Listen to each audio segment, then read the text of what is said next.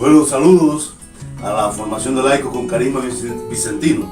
Este es un programa de la Formación de laicos con carisma vicentino. Y tiene por nombre Profundizando la palabra de Dios.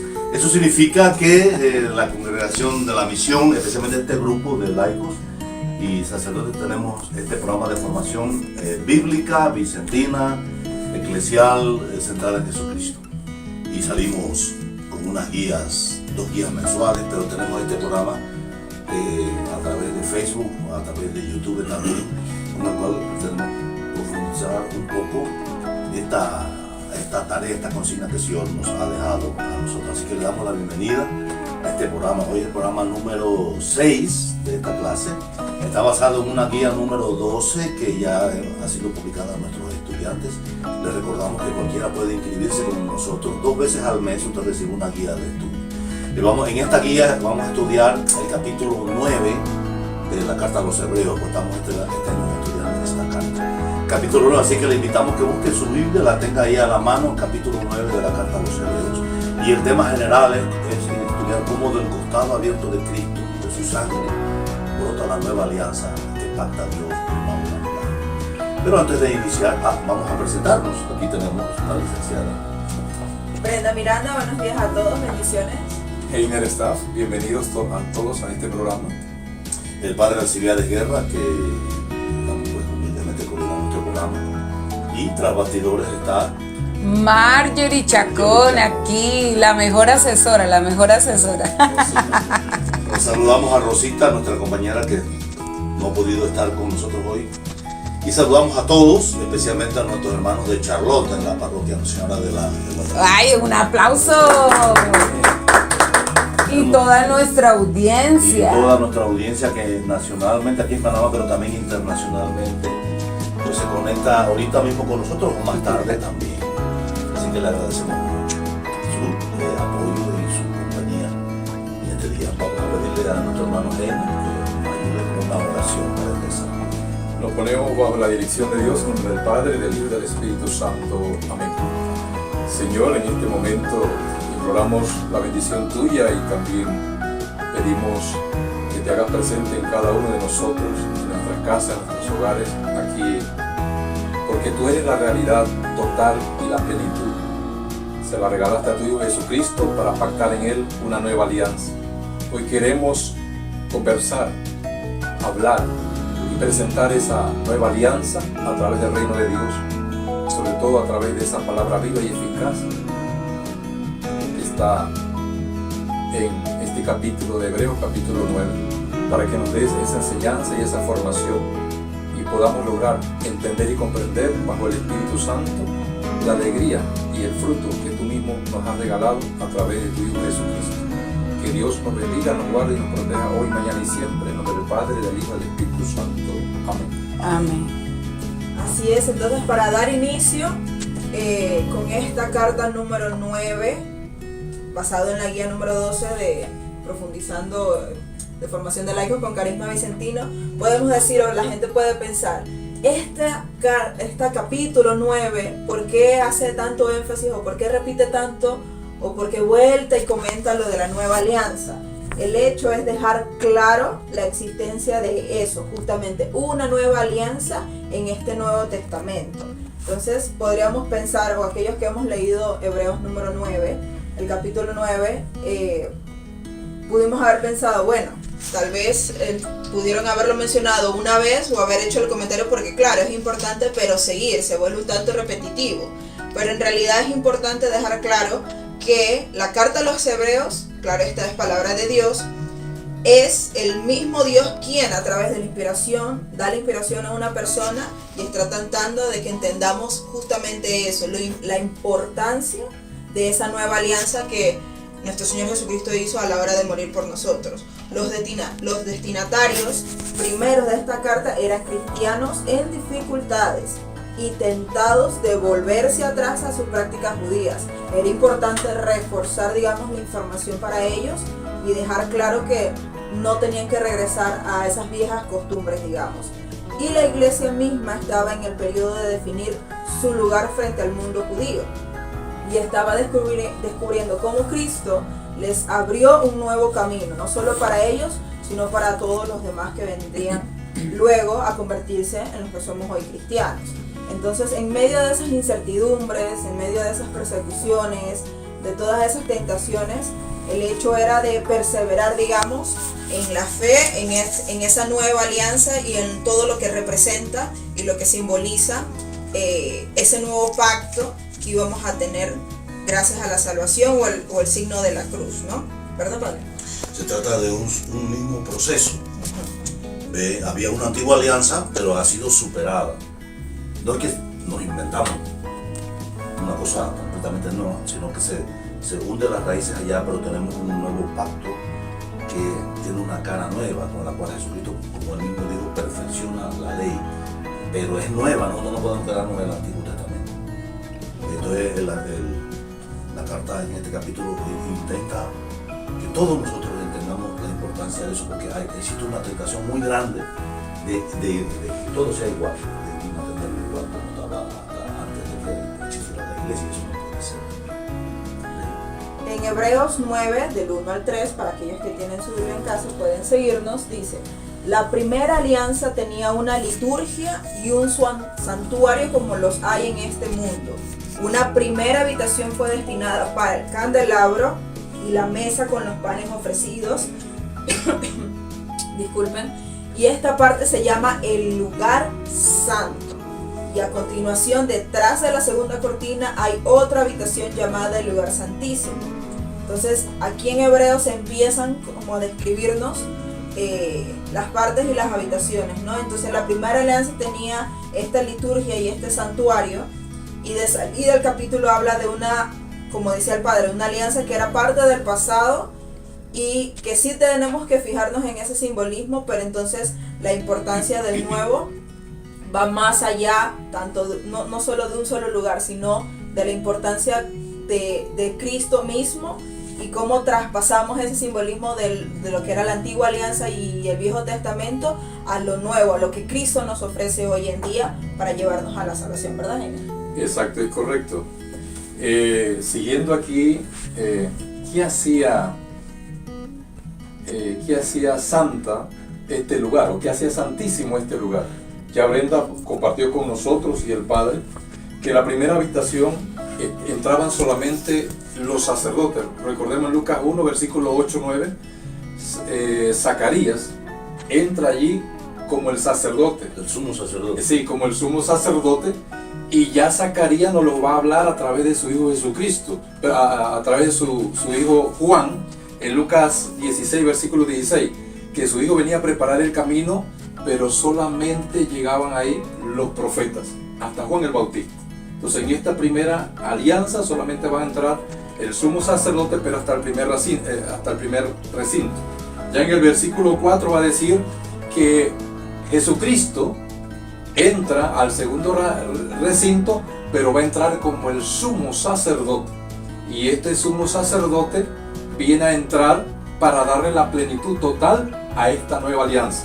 Recordemos que el pueblo de Israel en el Antiguo Testamento tiene una relación sagrada por su historia, por la fijación que tiene, porque Dios, liberó al pueblo de Israel en Éxodo capítulo 10 al capítulo 12. Ya en Éxodo capítulo 16, el mismo Dios, el mismo Yahvé, le da el maná, le da también la vara de Aarón, le da también las leyes, le ofrece también los querubines, el arca de la alianza, el lugar del perdón. Eso lo podemos encontrar también en Éxodo capítulo 25 y 1 Reyes capítulo 6 hasta el capítulo 9. Podemos verificar eso después allá en la casa o leerla. Pero por eso el pueblo de Israel tiene una relación filial muy grande con su Dios, pero era temporal, era limitado. Pero Padre, tengo una preguntita. También se dice que era perpetua en aquel entonces. ¿Eso qué nos quiere decir? ¿Que eso pasa hacia nosotros o se queda solamente en el Antiguo Testamento? Y tenemos que tener claro que perpetuo no es lo mismo que eterno. Sí, porque Levítico 16, versículo 34 dice que esa ley iba a ser perpetua. Entonces que nos explique un poquitito ahí para ver si... Perpetuo no es lo mismo que eterno. Okay. Perpetuo habla de temporalidad, mientras la realidad para la cual fue creada exista. Pero Jesucristo mismo dijo que Él no venía a anular la ley, sino a darle su perfecto cumplimiento. Entonces la antigua ley tenía unas tareas que cumplir. En Gálatas Capítulo 3, versículo 19, ahí dice que la ley era como un esclavo que conducía, acompañaba al pueblo hasta que llegara el maestro. El pedagogo le decían a ese esclavo, que si Brenda era la niña de la casa, yo soy el esclavo, yo la llevaba y la cuidaba hasta que llegara el maestro, y el maestro era el encargado de enseñarle. Y San Pablo dice, pero ya llegó el maestro, ¿qué haces con el esclavo? Cuando llegó el maestro, que es Jesucristo, ya la ley, cuya única tarea era acompañar al pueblo, ya la ley no tiene nada que hacer, porque ahora está el maestro para enseñar. Entonces era perpetua, porque mientras cumplía su tarea, y su tarea llegaba, dice Jesús, hasta que llegó a llegar el maestro, dice San Pablo también. Entonces aquí está hablando que toda esta antigua ley era símbolo nada más, las habitaciones, todo eso eran símbolo de algo más grande. San Pablo está diciendo aquí que la primera habitación era como símbolo de la antigua alianza. Mientras esa no estuviera en pie, la primera habitación, no se podía pasar para allá, en la mente de este autor. Porque viene algo nuevo, algo mejor, algo más excelente, como vamos a hablar ahorita. Sí, y Hebreos capítulo 9, versículo 8 lo va a decir. Pero en el segundo, tan solo entra el sumo sacerdote una sola vez al año, y nunca sin la sangre. O sea que nos estaba preparando para una nueva alianza. Pero recordemos que fue Dios quien hizo todo esto. Fue Dios quien tuvo la relación con su pueblo. Fue Dios quien entregó el maná. Fue Dios quien entregó la ley. Fue Dios quien le dio el arca de la nueva alianza. Fue Dios quien le dio el lugar del perdón. Y fue Dios que hizo todo el proceso con el pueblo y lo liberó. Pero ahora nos quiere dar una liberación definitiva. Y es Dios el que ahora está ahí presente también para hacer la liberación definitiva, como dice Hein. Entonces es cierto que nosotros veneramos el Antiguo Testamento. Sabemos que ahí actuó Dios y que Él está acompañando a un pueblo primitivo con unas capacidades de responder muy limitadas, dado la acción que está llevando. Entonces es Dios que está hablando, pero el pueblo está primitivo. Cuando vino Jesús, dice, en la plenitud de los tiempos, dice San Pablo. O sea, cuando ya estaba preparado, el pueblo ya estaba listo. Entonces, ahora sí, ellos sí van a entender qué es lo que, bueno, ni lo entendieron mucho tampoco, porque lo crucificaron al hombre. ¿Ven? Pero Jesús, Dios sí entendió que llegó la hora, por eso viene Cristo a una nueva alianza. Y lo que Género acaba de decir del verso 8, que el sumo sacerdote, recuérdense que todo es simbólico. ¿Qué le decía Padre Rubén la vez pasada? Lea el Antiguo Testamento y trate de descubrir ahí signos de Jesucristo. Todo es simbólico. Por eso dice que el sumo sacerdote entraba a la segunda vez al año y nunca sin sangre.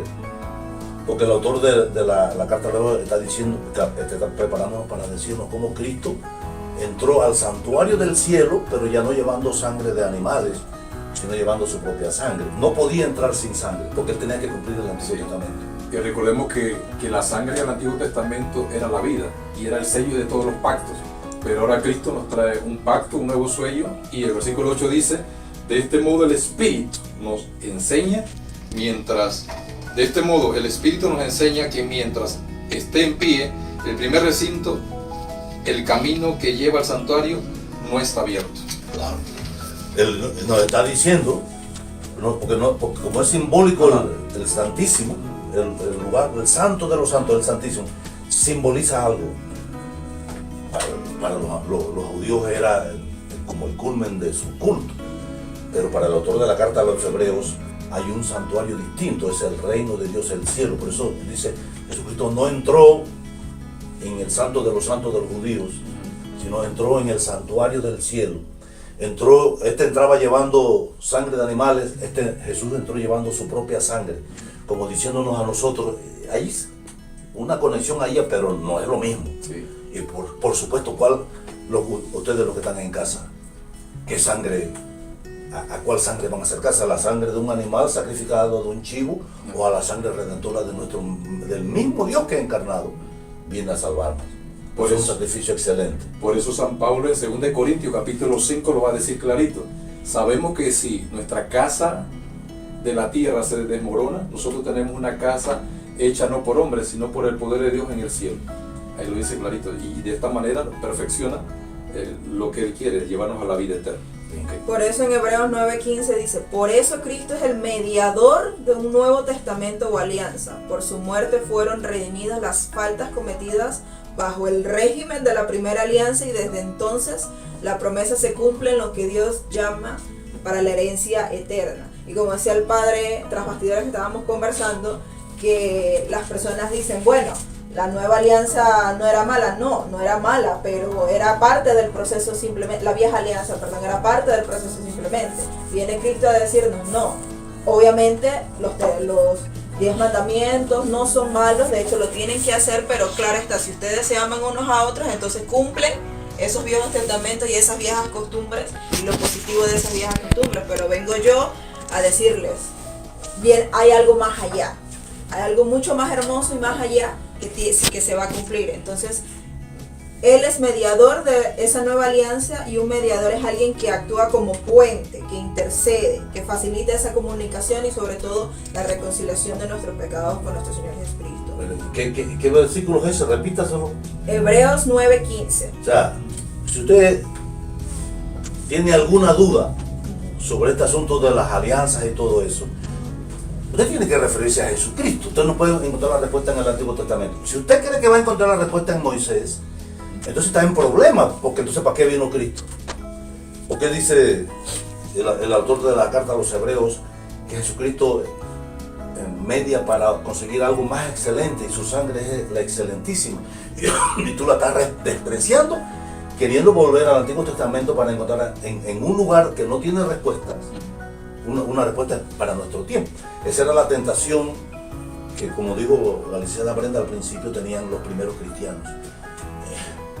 Tanto conflicto, nos están persiguiendo, nos están matando, mejor vamos a volver para atrás para no estar en problemas. Pero 9:15 dice que Jesucristo es el mediador de una nueva alianza, y ahorita un poquito vamos a hablar un poquito más de eso, de lo que significa, pero ahorita quédese con eso en la cabeza. Cristo es mediador de una, y mediador significa que yo facilito la comunicación, que yo tiendo puentes, y eso precisamente lo que hace Jesucristo, verdadero Dios y verdadero hombre, que nos une con Dios y nos regresa a Él. 9:17 de la carta a los Hebreos. 9:15. 9:15. Del 16 al 18 dice, cuando hay un testamento se debe esperar la muerte del testador. El testamento no tiene fuerza mientras vive el testador, y la muerte es necesaria para darle esa validez que necesita ese testamento.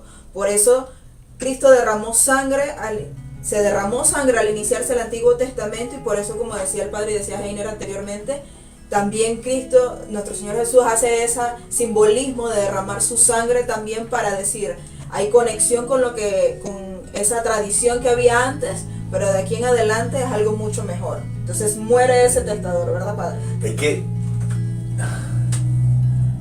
cuando dice la sangre, cuando nosotros hablamos de la sangre de Cristo, no tenemos que estar pensando necesariamente en algo físico, porque derramar la sangre significa dar la vida. Ese fulano derramó su sangre por la patria, decimos. Significa que entregó su vida. O sea, derramar la sangre está hablando del momento en que Cristo muere en la cruz. Claro que la sangre que me cae a mí, a San Juan le cayó sangre. San Juan estaba al pie de la cruz con la Virgen María y otras mujeres, y le cayó sangre. Entonces él sintió que se dio cuenta que Dios estaba firmando un nuevo pacto con la humanidad, porque el Moisés, ahorita como vamos a ver, derramó sangre. Pero Cristo muere en la cruz. El testador tiene que morir.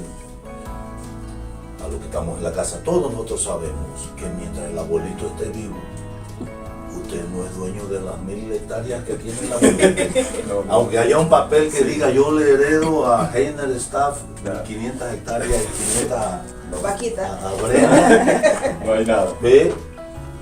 Solamente cuando el dueño del testamento, el que lo firma, muere, es que empieza a regir el Nuevo Testamento, el Testamento.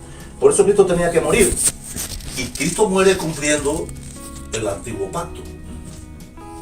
Y el Antiguo Pacto decía que había que derramarse sangre para que se perdonaran los pecados y para que se redimiera la humanidad. Por eso Cristo muere con su última gesto, sus últimas palabras, muere cumpliendo todo lo del Antiguo Testamento, porque él dijo, antes pasarán el cielo y la tierra que deje de cumplirse una sola de estos mandamientos del Antiguo Testamento. Entonces él los cumplió todos. ¿Recuerdan? Esto sucedió para que se cumpliera la escritura que dice, mirarán al que traspasaron. Esto sucedió para que se cumpliera la escritura que dice, repartieron mi ropa echando suerte sobre ella. Esto sucedió para que se cumpliera la escritura que dice, será contado entre los pecadores. Entonces él está cumpliendo cada uno de las palabras del Antiguo Testamento. Y cuando muere, cumple todo. Y empieza lo nuevo. No, y lo curioso es que Dios, siendo tan perfecto, Él pudo haber mandado a nuestro Señor Jesús de otra manera, hacerlo de mil y otras formas. Y se escogió de esa manera, como dice el Padre, para también como reforzar y dar esa señal de todo esto, ese profeta, ese gran profeta que se venía anunciando en el Antiguo Testamento y todas estas cosas, como para abrirle los ojos a las personas y decirle, hey, aquí está el que vino, el que nos va a salvar, ese es. O sea, las señales están ahí para que las personas la vieran. Curiosamente se pudo haber hecho de mil y otras formas, pero el Señor escogió. Él podía. Él podía de otras Él maneras. es todopoderoso y podía haber aparecido y decir, bueno, vamos a agarrar a mi gente, a los que están acá los vamos a castigar y los vamos a purificar un tiempo para que vengan, o los obligo a todos. Él podía, pero lo de Dios es de libertad, es de elección desde el principio. Por eso hay pecado en el mundo. El relato de Adán y Eva es un relato de libertad absoluta. Aquí les dejo esto, ustedes deciden. Ellos eligieron mal, pero también eligieron bien en otros momentos, lo mismo con cada uno de nosotros. Y entonces, en este momento de la nueva alianza, Jesucristo hace lo mismo, Él no obliga. Entonces dice, bueno, ¿y cuál es el camino? Entonces Él va adelante y da el ejemplo. Y muere en la cruz, y muere por amor, porque el mandamiento del Nuevo Testamento es el mandamiento del amor, el que resume todo.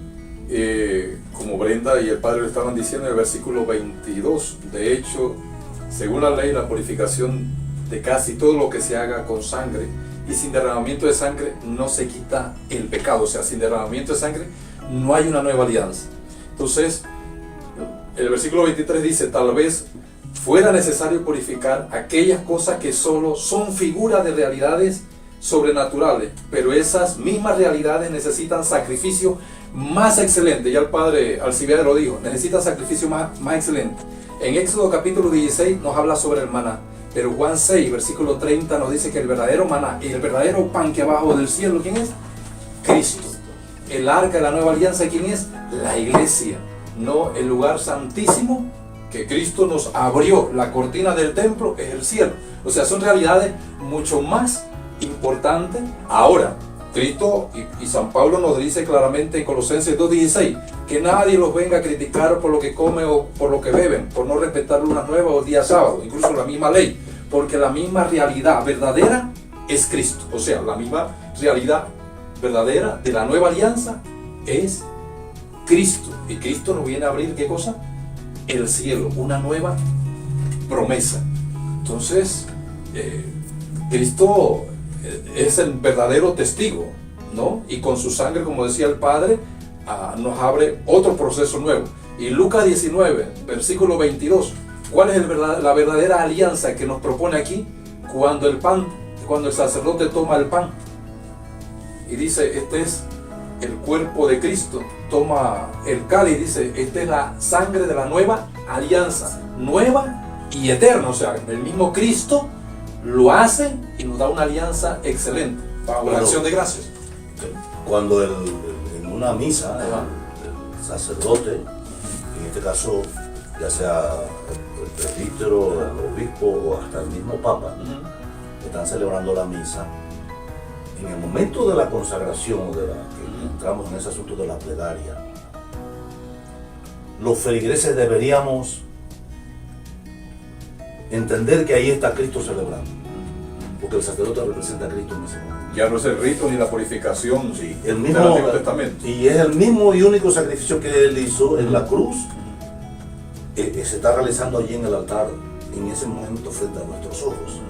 Nosotros estamos en contacto con el único sacrificio de Cristo. No es que Él se sacrifica muchas veces, es que es el mismo sacrificio, porque Él mismo lo dijo, hagan esto en memoria mía. Entonces en cada misa estamos haciendo la memoria de lo que Cristo realizó desde el Jueves Santo hasta que resucitó. Su sacrificio en la cruz, su muerte y su resurrección por nosotros se realiza ya. Por eso ustedes ven que los obispos y hasta el mismo Papa, cuando van a consagrar, ¿qué es lo que hacen? Recuerden, yo digo siempre eso, se quitan. No lo sabía. El solideo se llama eso. Y alguien lo toma en su mano y lo pone allá atrás en el altar. Y ellos se desnudan de todo poder humano, de todo símbolo de poder humano, de autoridad. Porque ahora es Cristo el que va a estar aquí presente para entregársenos nuevamente bajo las formas de pan y vino.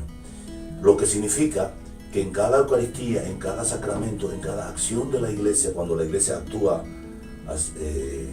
cumpliendo el mandamiento de Jesucristo, nosotros todos nos estamos conectando litúrgicamente, sacramentalmente, con este don más excelente. ¿Y qué es lo que está pasando? Que en cada misa entramos con Cristo al cielo. En cada misa. En cada misa cuando ese pan es partido y nuestro comido es como si estuviéramos en el cielo. Porque Cristo dice, el autor de la carta a los Hebreos, entró llevando su propia sangre al cielo. Entonces en esta misa que estamos haciendo hoy aquí, estamos entrando también al santuario del cielo. Es un santuario que no está hecho por hombres, sino hecho por Dios. Y entonces, pues ahora no se trata de un santuario hecho por hombres, figura del santuario auténtico, sino que Cristo entró en el cielo, donde está ahora ante Dios en favor nuestro. Ese es Hebreos 9:24. Entonces en cada misa nosotros entramos con Él al cielo, porque nosotros somos el cuerpo de Cristo. Entonces, claro que entramos sacramentalmente, no es que nos morimos y vamos como alguna gente empieza enseguida a lucubrar, ¿no? Pero ahí sacramentalmente está pasando este misterio y por eso estamos hablando de que es una realidad mucho más excelente. Y ese cuerpo de Cristo ahora, ¿cómo tiene que ir a ese Cristo cuando hay una misa? Solamente se debe quedar en una purificación e ir los domingos. ¿Qué actitud se debería tener?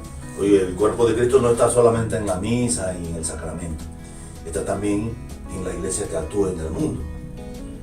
Por eso nosotros tenemos que ser testigos de eso que vivimos en la Eucaristía todos los días, en nuestra casa, en el trabajo, en la calle. Y allá es donde está la gran batalla de la que decimos siempre que le toca al cristiano. Porque nosotros seguimos siendo cuerpo de Cristo en el mundo. ¿Cómo yo, que soy cuerpo de Cristo en el mundo, voy a traicionar los valores del Evangelio? Y transformándome en agente de mal en el mundo. Vea, hay gente de todas las denominaciones, y me avergüenza decirlo, católicos, gente perversa, con perversidades en el mundo, en su actuación. No estamos hablando nada más de cosas sexuales, estamos hablando de malas intenciones conscientes y que dicen actuar en nombre de Dios. Lobos con piel de oveja, decía Jesucristo. No los escuchen, no los sigan. Porque nosotros tenemos que ser testigos de la ley. Por eso este programa de formación, ¿qué es lo que trata? Que nosotros entendamos la palabra de Dios como profundamente está llamada a cambiarnos y en la cual nosotros encontramos estas verdades. O sea, la carta a los Hebreos me está diciendo a mí que nosotros accedemos al mismo cielo con Jesucristo. Vamos a donde más excelente que lo que Moisés gritó de esa pudo tener. Nosotros lo estamos recibiendo. Y por eso es importante entonces no solo quedarnos con, bueno, el Señor nos perdonó, murió por nosotros en la cruz y ya, agradezco y eso queda ahí. Como decía Heiner, decía el Padre, hay que ir más allá. En nuestra realidad humana, en nuestro día a día, es donde tenemos que ver a esos Jesucristo que están en la calle, que necesitan nuestra ayuda, buscar la manera de ser buenos cristianos, de demostrar nuestra fe, de demostrar nuestra devoción hacia Cristo y escudriñar más la palabra, más a profundidad cada día, porque la Biblia no está solamente para que la tengamos bien bonita ahí en la casa. La idea es leerla, entenderla, analizarla, y personas piensan que bueno, ya tú la leíste, ¿para qué la vas a leer de nuevo? Créame, gente en su casa que nos ven, que si yo leo el pasaje de Hebreos hoy, no me dice lo mismo que me decía el día de ayer. El Señor siempre trabaja con su gran poder de distintas maneras dentro de sus misterios, y el Señor siempre nos habla de distintas maneras.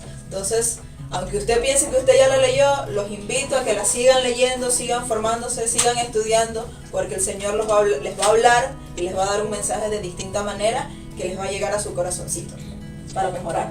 Y nosotros le tenemos una oferta que se llama Formación de Laicos Con Carisma Vicentino. donde estamos haciendo con mucha humildad, pero también con mucho cariño y esfuerzo y compromiso, un intento de acercarnos a la palabra de Dios y profundizarlo en un programa como este que se llama Profundizando la palabra de Dios. Pero usted puede inscribirse si no lo ha hecho. De aquí a fin de año le estaremos avisando algo. Finales de octubre se abren las inscripciones para el próximo año. Y a los que ya están inscritos, que por favor piensen en estos destinatarios de esta carta a los hebreos. Estaban en tiempos de confusión, como muchos de nosotros hoy, y estaban siendo perseguidos y estaban con dudas. Y la única manera que este tipo de encuentro fue, bueno, vamos a estudiar lo que dice la palabra de Dios, en este caso lo del Antiguo Testamento, y cómo podemos de allí dar el salto de fe que nos conecta con Jesucristo, nuestro Salvador y único Salvador. Así que te invitamos, vos que nos ves allá, te invitamos, lo hacemos de corazón, lo hacemos estudiando las Sagradas Escrituras, y sé que si tienes dudas, si tienes alguna incertidumbre, participando acá en la formación, de repente podemos contribuirte para que podamos apoyarte en esa formación y ayudarte pues que conozcas mejor la palabra de Dios. Así que te invitamos de todo corazón y que lo hagas pues con esa fe que Dios te ha regalado. Bueno, no hay tiempo para más, lastimosamente el día de hoy. Les mandamos muchos saludos, muchas bendiciones y seguimos ¿qué? Unidos En oración y en formación, en la formación de laicos con Carisma Vicentino. Bueno, el aplauso, bravo.